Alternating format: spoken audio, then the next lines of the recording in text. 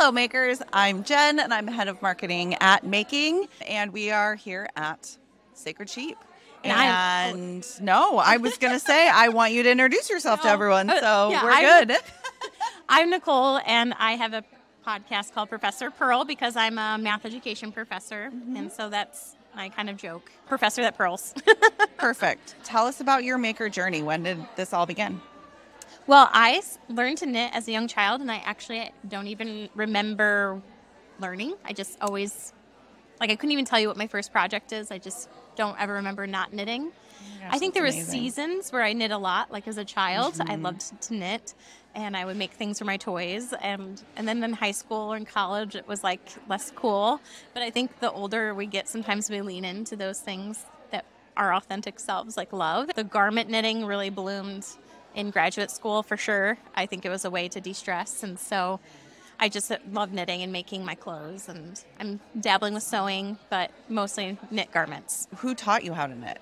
My mom actually hired somebody in 4th grade that was this 90-year-old woman named Dorothy to teach me to knit. Shout out to Dorothy. Yeah, and I have some of the original little cards. She'd write out knitting patterns for knit bells, and I still have them in her little handwriting. Oh my gosh, that's and amazing. So yeah, and I knew how to knit at that time, but she was teaching me how to read patterns, and so she'd write them on little index cards, and I'd make little knit bells and things like that. How long ago did you start your podcast?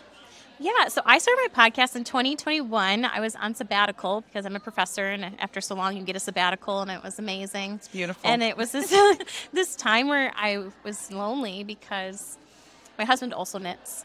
And we were I love that. and we were very active in a knitting community near us, and then the pandemic happened. Then I'm on sabbatical, and so it just kind of exaggerated this kind of aloneness. And wanting knitting community. And I would watch these YouTube videos all the time and feel like they were my friends that I was hanging out with. And I just wanted to do it, and I was so scared to start. And so I was on sabbatical, and I thought, I'll just put one out there, and who cares?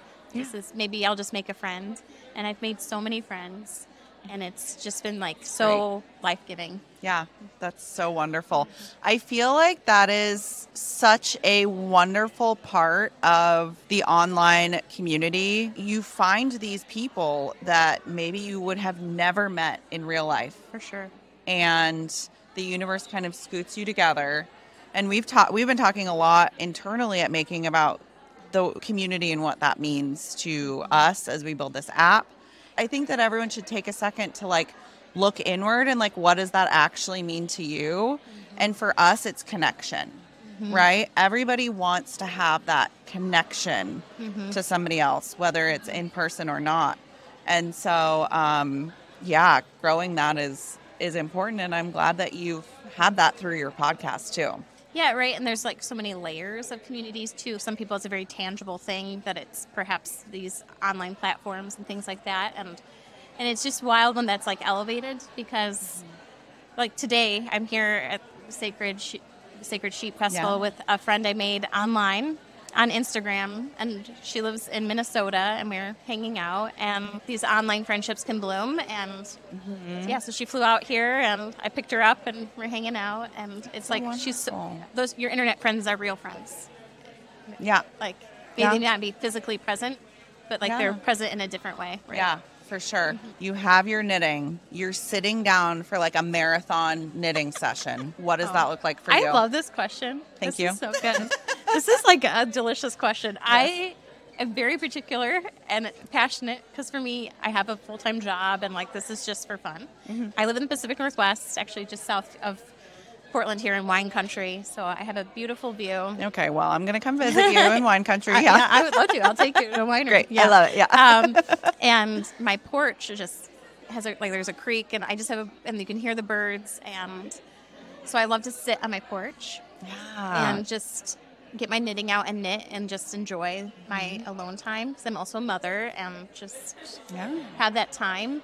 And so then I have a section in my video podcast that's called Sip Sip Knit, and so my hack is I actually do my whole filming, and then at the end I pause it and I go make some tea, and then I my Sip Sip Nick segment actually comes in the middle of the podcast, but I just edit it in the middle because it's just like a process of just enjoying my time and my knitting and talking to my friends.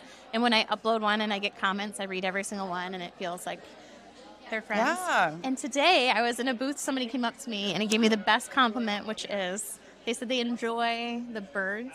Like when I'm podcasting, they hear the birds in the background. And I was like, that's what I enjoy. That's why I sit out there. And it was just like so cool to me to be able to share that with somebody and that they noticed it. What's your cozy spot? Oh my gosh, my cozy spot. Yeah. I absolutely love sitting on my couch with my dogs. Now it's the time where my dogs have like done the wind down. So they're like super cozy and chill, and like Benny isn't barking at me to like throw a toy every 5 minutes, which I'll do that too, obviously, because I love him and he gets anything that he wants. But they're super cozy and chill. They've like crawled under the blankets on either side of me. I have a really bad TV show. I relate to this. I watch like The Bachelor, Bachelor in Paradise. Vanessa and I were just talking about Bachelor in Paradise, and are you watching The Golden Bachelor? Is the question. I am not. So The Golden Bachelor. Sorry for digressing. I'm making. No, you're fine. But Go for it. It is amazing, and I get whiplash when I watch The Bachelor in Paradise after. Yeah. I'm literally like, I love The Golden Bachelor, and then I'm like, what am I watching? But that's perfect knitting for me as well. I'm a big Bravo gal. I love all the housewives and a glass of wine. Yes. And then my friend Val, who just lives a couple blocks away, comes over and we'll just like binge TV and hang out and does Val knit? Drink wine and knit. Yes. Okay, this is amazing. Yes. It's good to have a best friend that lives a couple blocks away that also knits. So that's my ideal for sure. I love it. I think it's just like a good time for me to zone out, because like my knitting is my meditation, because I can't actually meditate because I have ADHD. So like my knitting is my meditation. What are you working on right now?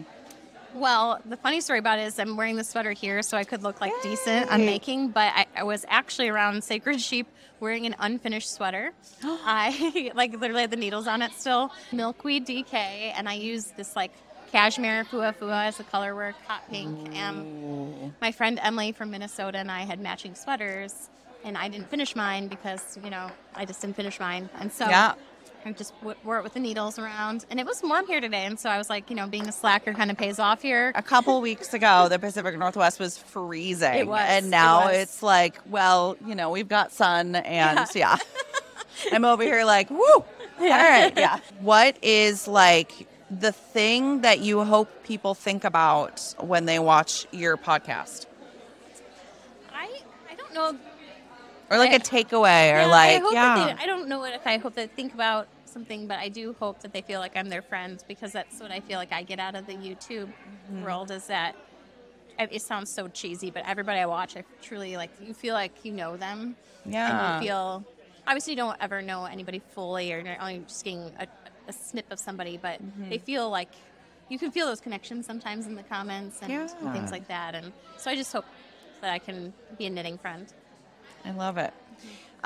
Do you have any tips for people if somebody's like, I want to try this longer form content thing? Do you have any tips for people who want to like start a YouTube channel and grow it? Yeah, I think my biggest tip is to do it. I wanted to do it for years, and I was truly just terrified, which is so ironic to me because there's so many ways that I feel brave in other ways. But in this way of like videoing myself and putting it on YouTube, I just felt very insecure and scared. And for me, I just feel like, it sounds so weird to say brave and courage, but I feel like that first video was bravery and courage for me. And so just do it. And like, I feel like nothing's perfect. Like you never edit the perfect video. If you want to do it, just try it. Yeah. And then my second piece of advice would be to it doesn't matter if people watch it or not, just do it for yourself and just be yourself. And the people that want to be your friends on the internet will. And it's the best thing. I love it. It's such an important part of my life now. I will be doing it for a while. I love it. Good. Okay, well, where can everyone find you? Well, I'm Professor Pearl on YouTube and Prof Pearl, because Professor just shortened Prof Pearl, on Instagram and on Ravelry. Cool. And I need to sign up on Making. Yes, I was going to say, if you're not on the Making app. Yeah, you can sell patterns on Making. Yes.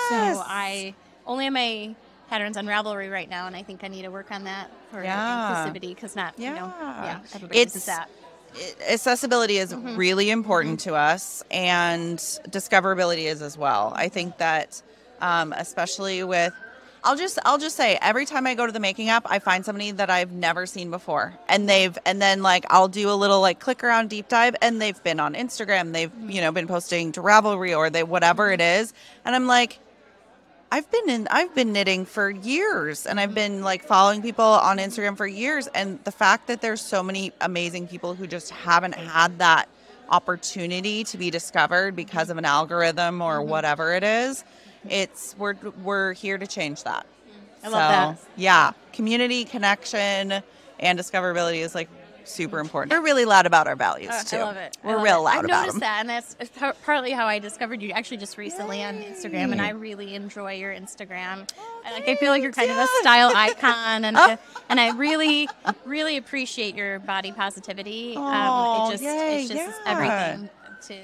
I'm a mother, and like I just really appreciate how you talk about your body, and I just love it. Somebody stopped me at a gas station one day and was like, told me that, they saw my videos and like they had like stopped going out with their friends, and that they like saw my videos and had the courage to just like buy something in their true size because they had gained weight over the pandemic. And and I just like, I mean, have you ever cried at a gas station before? Because I have.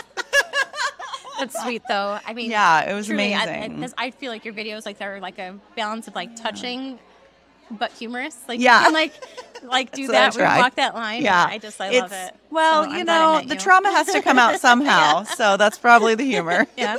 Well, thanks for having me today. Thank you so much for taking the time. I appreciate it. Thanks for having me. Yeah.